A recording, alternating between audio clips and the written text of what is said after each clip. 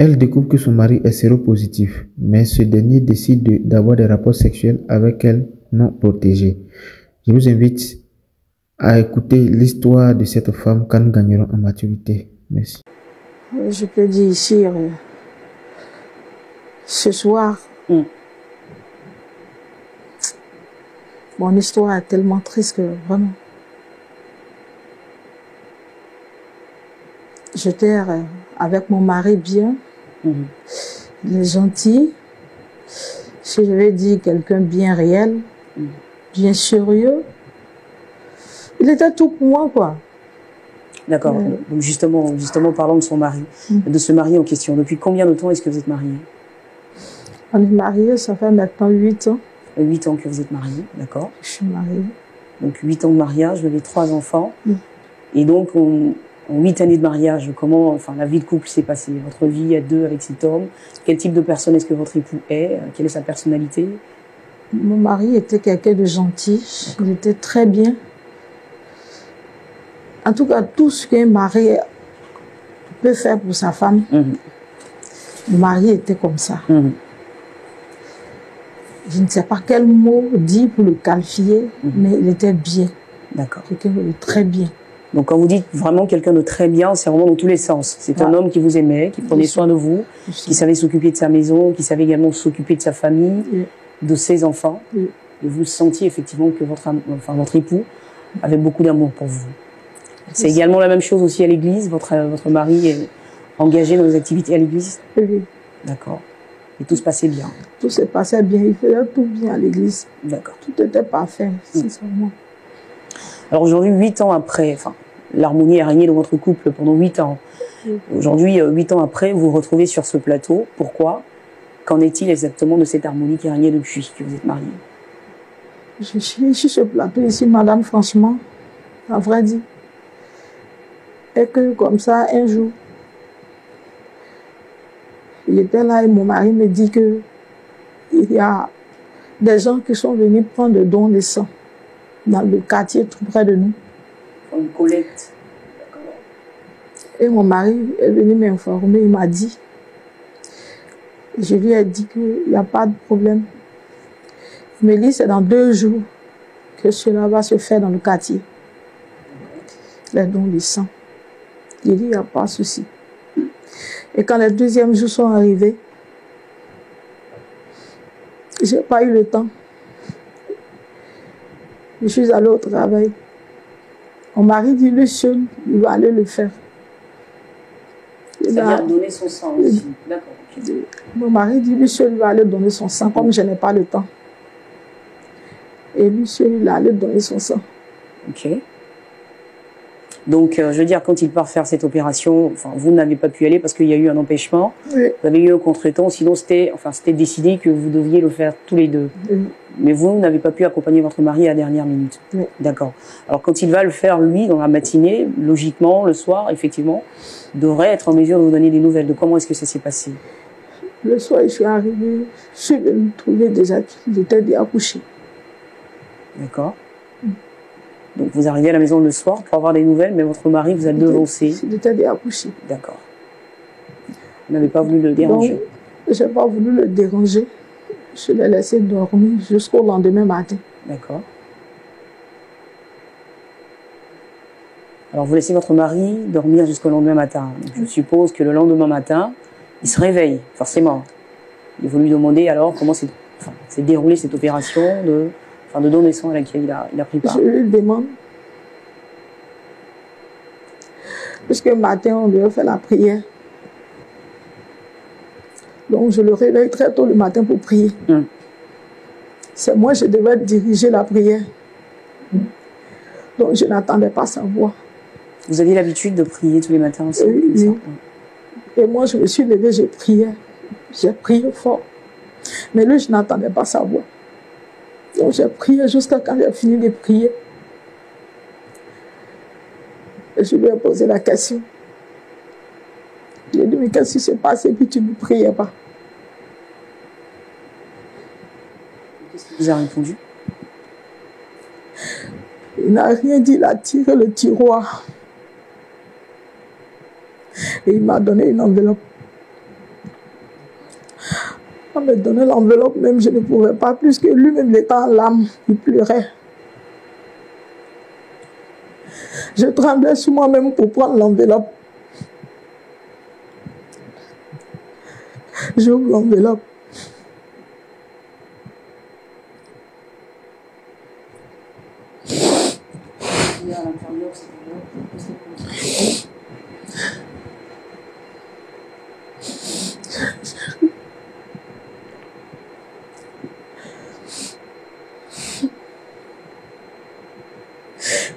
À l'intérieur de cette enveloppe,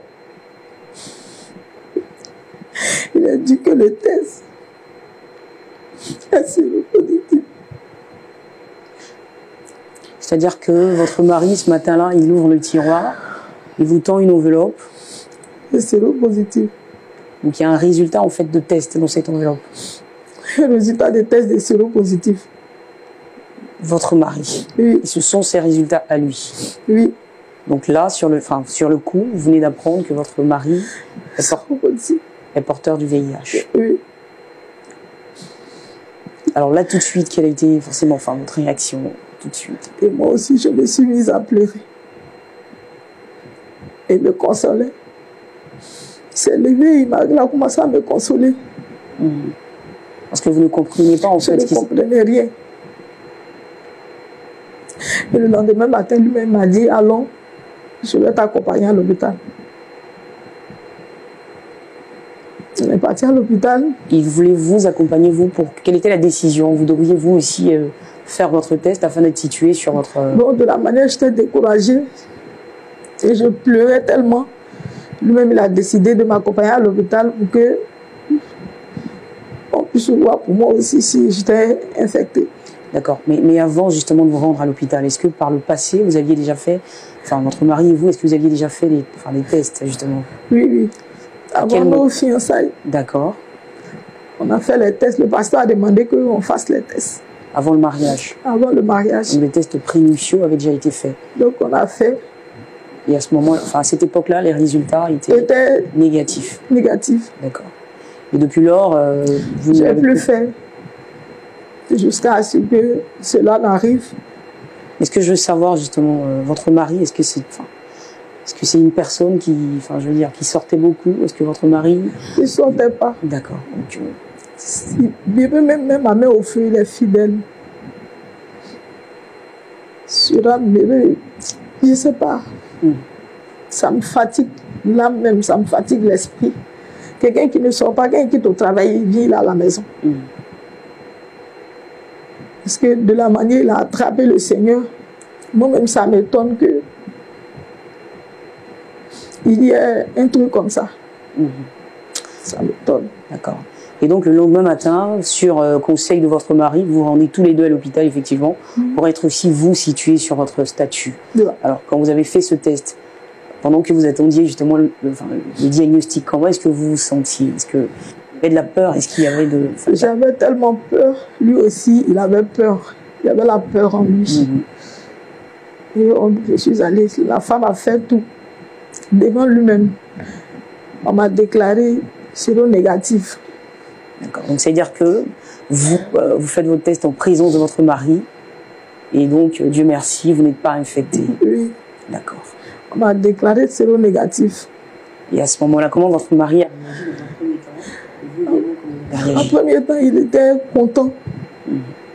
Il était très content. Il était content. Et vous également, vous étiez forcément aussi, c'est un grand soulagement. Oui. De savoir. Ça m'a tellement soulagée que je pensais que tout allait bien se passer. Par la suite. Par la suite, et sur le champ, j'ai dit à la femme de donner les médicaments pour qu'il puisse se traiter. Donc donner, en fait, le mettre immédiatement sous traitement. Sous traitement, oui. Alors ce que je veux savoir, Adeline, avec cette nouvelle, forcément, il y a, au sein de la cellule familiale, il y aura une réorganisation. Est-ce que les choses ont changé dans la façon d'organiser votre maison avec votre mari? Parce que finalement, c'est vous qui devriez lui donner ses médicaments, le suivi de ses médicaments, c'est vous qui devriez le faire. Les trucs ont très changé. Même quand je lui dis, attends, je vais te donner tes médicaments, il dit, non, laisse, moi-même, je peux le faire. Quand je touche ça, il dit, laisse, moi-même, je peux le faire. C'est vraiment dur pour moi. C'est dur. Ce que je comprends, c'est-à-dire que vous arrivez à la maison, logiquement, vous êtes censé vous occuper de votre mari. Oui. D'accord. Vous l'avez fait? Je l'ai fait. Pendant un moment? Pendant un bon moment. Et après, il me disait que non, de tout laisser, lui-même va le faire. D'accord. Quand je veux lui donner ses médicaments, il refuse. Même si je veux lui servir la nourriture, il refuse. Tout ce que je faisais avant, quand je veux le faire, il refuse. Donc finalement, le monsieur, il était aussi lui-même anéanti par la nouvelle. Justement. Donc, il n'arrivait pas à supporter en fait le coup. Et donc, comment ça se manifestait? Vous le sentiez triste? Vous le trouviez en train de pleurer? Triste, triste, triste. Parce que tout le temps, il pleurait. Il pleurait tout le temps. Même si on est couché, il pleure. En mangeant, il pleure. Donc, il a maigri. Moi-même, là, ça m'a affaibli. Je ne me retrouve même pas. Ne vous retrouvez pas? Même pour prier, même, je ne peux pas. D'accord. Ça m'a affaibli. Alors, vous avez 3 enfants. Est-ce que vous avez mis au courant vos enfants de la situation, de l'état de santé de leur père? Non. D'accord. Ils sont encore un peu trop jeunes. Les enfants sont encore trop petits. D'accord. Donc, vous gérez en fait cette histoire seulement entre moi et mon mari. Votre mari. Personne ne sait. D'accord. Alors, ce que je veux comprendre, Adeline, pourquoi votre mari, effectivement, refuse que vous lui apportiez de l'aide? Pourquoi aujourd'hui, votre mari, qui, évidemment, était assez complice avec vous et, en principe, qui a vraiment besoin d'aide aujourd'hui, pourquoi il refuse que vous lui apportiez cette assistance? Je ne sais pas si c'est parce qu'il n'arrive pas à supporter le coup, le fait qu'il soit malade et moi, je suis négatif. Je ne sais pas si c'est pour cela. Mais il me boude à tout moment. Il fait tout. Même il a eu, même à me porter mes joues. D'accord. Il me boude.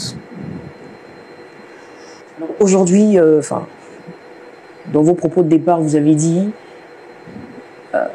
je ne sais plus où donner de la tête de mon foyer. Je suis dépassée par ce qui s'y passe. Je ne sais plus vraiment où donner de la tête.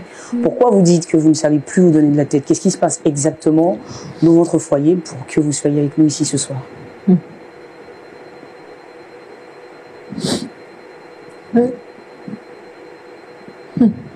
Madame, c'est pour cela que je suis là. Au début, je vous ai dit, aidez-moi.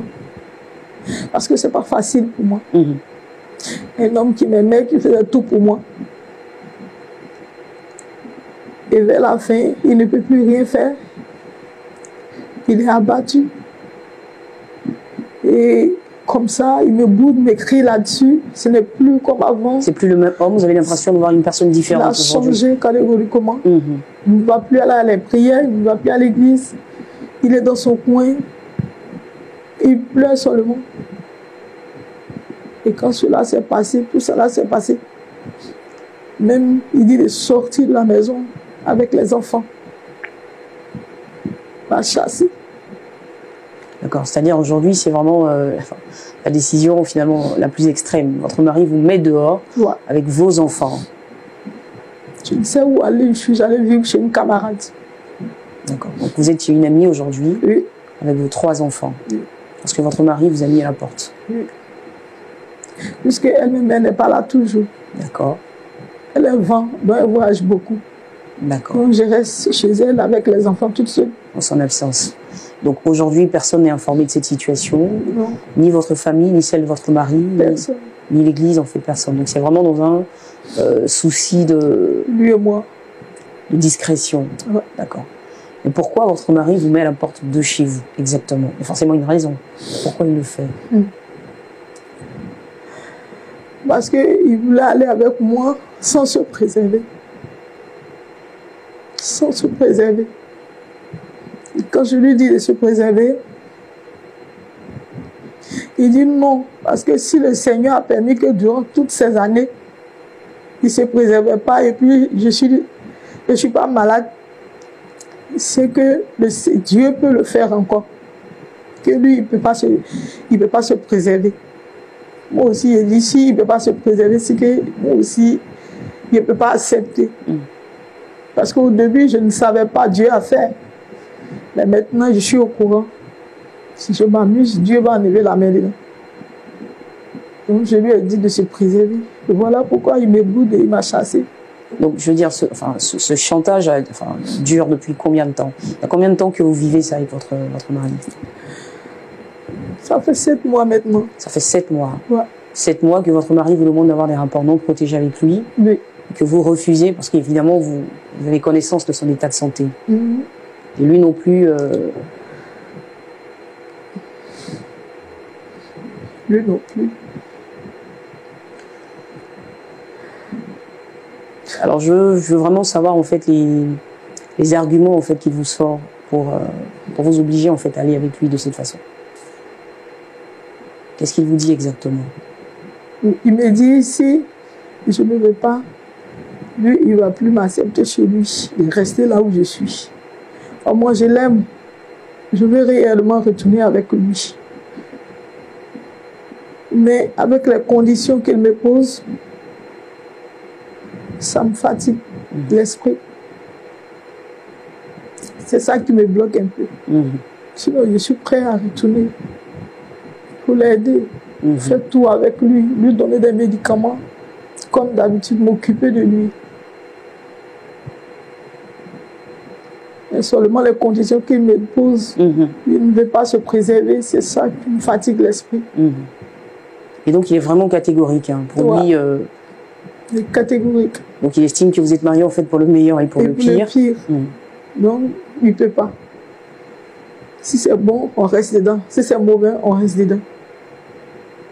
Est-ce que, je veux dire, est-ce que dans l'attitude de votre... Enfin, parce que vous l'avez dit, il vous a porté main, donc il y a déjà une agressivité, il y a de la violence maintenant. Oui. Donc il y a de la violence verbale parce qu'il vous... La violence physiquement même. Il y a la violence physique aussi aujourd'hui, donc c'est un tout autre homme que vous voyez. Est-ce que est-ce que vous percevez un peu de... Enfin, il n'y a pas un peu de jalousie en dessous, de la jalousie parce que vous n'êtes pas malade et que lui, il l'est? Est-ce que... C'est ça, la jalousie. Parce que Dieu a fait que je ne suis pas malade. Lui, il est malade. Donc, il n'arrive pas à supporter le coup, en fait. Lui seul, il ne peut pas. Je veux franchement l'aider. Donc, pourquoi lui, il ne veut pas m'aider? En se préservant. C'est ce qui fait qu'on n'arrive pas à s'entendre. Vous n'arrivez vraiment pas à vous entendre. Donc, aujourd'hui, depuis quelques mois, vous avez déserté votre foyer, votre domicile. Vous vivez chez une amie. Votre mari est tout seul dans la maison. Et jusque-là, vous ne vous voyez pas. Quand vous tentez de l'appeler, c'est toujours ce qu'il vous dit. Il ne décroche même pas. Il ne prend pas mes appels. Si je l'envoie un message, il dit c'est les enfants qui veulent te parler. Il décroche. Il dit toujours les mêmes choses que si je ne veux pas, lui, il ne peut pas se préserver. Toujours sa décision. Et sa décision. Il reste sur sa décision. Et là, c'est vraiment difficile pour vous aujourd'hui. Je vois un peu la position dans laquelle vous pouvez vous trouver. Et c'est un peu injuste aussi. C'est un peu injuste. Donc, je considère que si vous êtes là, c'est vraiment pour entendre les avis les uns et les autres sur la question. Et puis, véritablement, essayer d'avoir une petite des pistes de solution pour savoir la bonne attitude à avoir là. En tout cas, Madame Niang, beaucoup de courage à vous. Concernant donc la probable rencontre avec le pasteur, je pense que ça n'a pas été fait, puisque vous l'avez dit tout à l'heure. Ça n'a pas été fait. Vous n'êtes pas allé voir. Parce que il ne parlait même pas avec moi. Quand je lui demande, il ne parle pas avec moi. Je lui pose des questions, il ne me répond pas. Or, moi, je voulais que ça reste entre nous deux. J'ai même pas informé le pasteur aussi, puisque lors de nos fiançailles, c'était déjà fait. Donc, comment se fait-il qu'il a eu cette maladie? Ça me fait un peu honte, ça me titre un peu d'aller devant le pasteur pour dire que non, mon mari a cette maladie. C'est ce qui a fait que nous ne sommes pas partis. Ils ne sont pas partis. Voilà. Donc personne ne sait en fait, enfin jusqu'à aujourd'hui en tout cas, personne ne savait, donc voilà. Et elle vivait, enfin elle gardait ça secrètement jusqu'à ce que, ils la mettent dehors complètement aussi. D'abord que l'intervention des uns des autres est vraiment la bienvenue, c'est utile Et je pense que tout ce que je peux dire, c'est de lui demander de prier, de suivre avec sagesse ce qu'elle a entendu. Mais de tout ce qu'elle a entendu, ce qui est essentiel, c'est qu'en dépit des difficultés que nous pouvons rencontrer, notre foi ne doit pas s'effondrer. C'est une épreuve. Il faut dire la chose, c'est une épreuve. C'est une épreuve. L'épreuve a 3 buts. De mesurer notre foi, de purifier notre foi et de l'augmenter. Alors, si la foi n'existe plus quand l'épreuve apparaît, quelle est la raison d'être de cette épreuve? Si le mari s'est effondré, la Bible dit 2 valent mieux qu'un.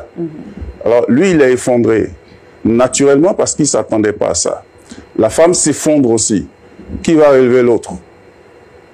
C'est la réalité aujourd'hui de plusieurs couples chrétiens, c'est dommage. Nous allons à l'église pour être enseignés. Nous allons à l'église pour prier ensemble. Nous allons à l'église pour être édifiés. Pour que lorsqu'on serait dans notre foyer, nous continuions à vivre la vie chrétienne. Oui, il n'y a pas une vie à l'église et puis une vie à la maison. C'est la même. La maison sont des cellules de l'église. Toute famille de l'église constitue une cellule de l'église. Il doit y avoir un culte de famille là. Malheureusement, aujourd'hui, ce n'est pas ça. Ce n'est pas ça. Moi, je me pose la question, il y a beaucoup de questions à se poser par rapport à la vie de ce couple, la vie antécédente de ce couple et tout ça. Comment ils ont vécu? Est-ce qu'ils sont édifiés? Est-ce qu'ils ont un culte de famille? Est-ce qu'ils ont une vie de prière ensemble et tout ça? Il faut préparer les choses. On se prépare pour que lorsqu'il y a une situation, on puisse ensemble s'unir pour surmonter la situation. Si ce couple était... Excusez-moi de vous attaquer, d'aller directement. Yako d'abord. Maintenant, ensuite, de dire directement que lorsqu'on est habitué à un combat et qu'un ennemi se lève, on se dit, mais on a combattu contre tel ennemi, on a combattu ensemble contre cette situation, Dieu nous a soutenus, comme le cas de David. Alors, cette situation, la foi que Dieu nous aidera à surmonter. Et si elle nous dépasse, nous avons un pasteur. Et moi, il dit un pasteur d'abord. On ne faut pas associer pasteur et témoin. Non, le pasteur d'abord. Parce qu'aujourd'hui, il y a des couples qui ignorent carrément le pasteur, c'est témoin. Qui a choisi le témoin? C'est le pasteur? C'est le pasteur qui a choisi le témoin. Donc, c'est le pasteur. Ce cas-là demande l'intervention du pasteur. À partir du moment où la femme a quitté la maison avec les enfants, mais c'est une situation grave. Ça fait 7 mois. Là aussi, il est bien entendu. Mais c'est grave. C'est très grave. Non, on ne parle même plus de témoin. On parle du pasteur. Le pasteur doit intervenir. Le pasteur a été ignoré. Quand on ignore le pasteur, c'est là où on arrive. C'est comme ça se passe. C'est parce que je suis pasteur que je dis. Mais il y a beaucoup qui sont dans les églises qui s'en foutent des pasteurs. Ils sont eux-mêmes les pasteurs. Et quand ils ont des problèmes, ils préfèrent aller voir d'autres pasteurs. Vous voyez, ce n'est pas une bénédiction. Et Hébreu 13 dit quoi? Hébreu 13, 17, je crois bien, qu'il y ait de la déférence pour vos conducteurs. Parce qu'il veille sur vos âmes. Il est bien écrit, il veille sur vos âmes. Après avoir montré que Jésus, qui est notre sacrificateur et tout ça, il est assis à la droite de Dieu, il dit, ayez de la déférence pour vos bergers. Parce qu'il veille sur vos âmes. Mais quel honneur, quelle déférence vous avez pour le pasteur? Rien. Vous passez par un temps difficile. Lui, il peut s'effondrer. Mais la femme doit être debout. Le conseil avec le pasteur, avec l'église, le conseil, aider ton époux à se relever. À se relever pour faire quoi? D'abord, pour refaire le test. Parce qu'il y a des erreurs. Un seul test ne suffit pas. Il faut refaire le test.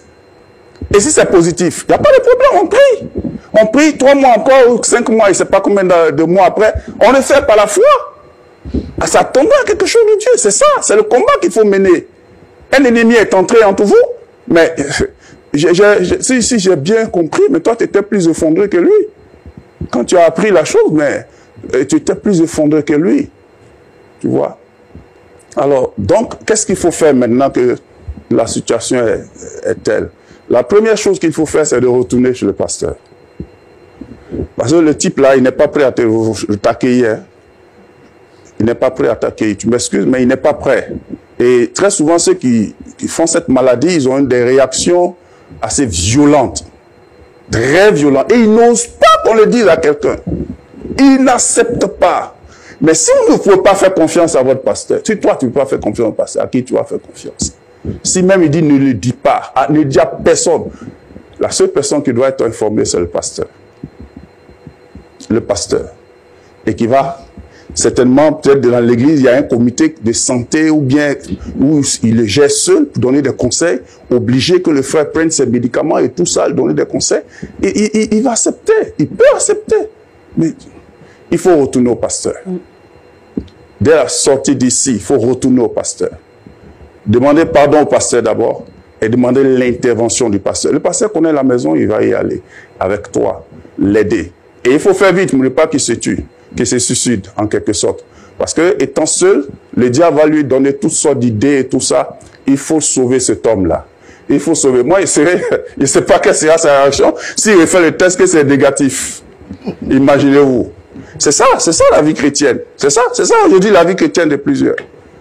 On est, comment on peut dire ça, comment on appelle ça, on s'imagine des choses qui sont même pas réelles et on se fonde quand il y a des nouvelles, des rumeurs ou même une situation même qui semble être vraie. Le chrétien doit monter dans la présence de Dieu, fléchir les genoux, prier pour avoir une orientation divine, pas humaine. D'abord, notre première réaction, c'est de prier. C'est pourquoi il faut avoir l'habitude de prier. Parce que si vous n'avez pas l'habitude de prier, quand vous priez occasionnellement, quand il y a une situation grave, la première chose à faire, c'est l'intervention des hommes. Et ça vous enfonce davantage. Donc, je ne vais pas être trop long. Je vais être très bref. Mais pour dire simplement, ressaisis-toi. Je sais que c'est difficile, cette situation. Et c'est même pas bon de le dire en public. C'est difficile cette situation, mais le pasteur a la clé, avec l'Esprit de Dieu, pour sauver cette situation, avec l'aide du Seigneur. C'est ce que j'ai à dire. Faut te ressaisir. Si vraiment tu as rencontré Jésus, hein, parce qu'il y a église et église, ça aussi c'est le problème. Si tu as vraiment rencontré Jésus, que vous êtes enseigné dans la vérité de l'évangile, retournez voir le pasteur pour qu'il puisse vous aider. Maintenant, par rapport au rapport, c'est le pasteur qui va déterminer. Mais moi, ma position, c'est non. C'est non. Non. C'est aussi un test pour lui. Lui aussi, il a la foi. Vous êtes marié en Jésus. Si lui, il a la foi, il n'a qu'à se protéger jusqu'à ce que les résultats disent que c'est négatif. C'est tout. Et d'ailleurs, s'il aime son épouse, il va la préserver. Non, chérie, Dieu t'a préservé, je veux te préserver. C'est la femme qui a dit non, je ne suis pas d'accord. Non, je ne suis pas d'accord. Si Dieu permet que moi je meure, que toi tu vives, pour t'occuper des enfants. On n'a même pas besoin de dire que je ne vais pas trop aller loin pour ne pas juger cet homme qui est absent. S'il était présent, c'était bon. Mais il est absent, il faut le laisser là. Mais c'est toi qui dois être forte. Relève-toi. L'Esprit de Dieu, si l'Esprit de Dieu en toi, comme je ne te connais pas, si l'Esprit de Dieu en toi, relève-toi, retourne vers ton passé, c'est une bonne église. Hein. Si c'est une bonne église. Parce que je ne peux pas dire, toutes les églises ne sont pas forcément dans la vérité. Ça, c'est ça. Je ne sais pas si le public est d'accord avec moi. Mais en tout cas, il faut retourner vers, si c'est une bonne église, retourne vers ton pasteur. Et il va t'aider. Et tu vois, d'ailleurs, en voyant le pasteur, d'abord, il va te faire des reproches et tout ça. Tu seras réconforté de voir que tu n'es plus seul. De voir que tu n'es plus seul.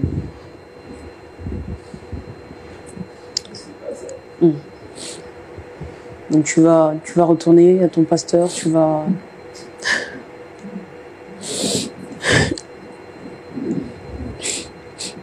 Il va retourner. Oh là là.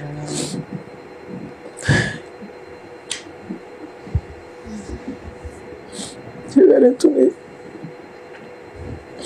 Parce que j'ai voulu cacher. Mais ce n'est pas la solution. Dieu a la solution.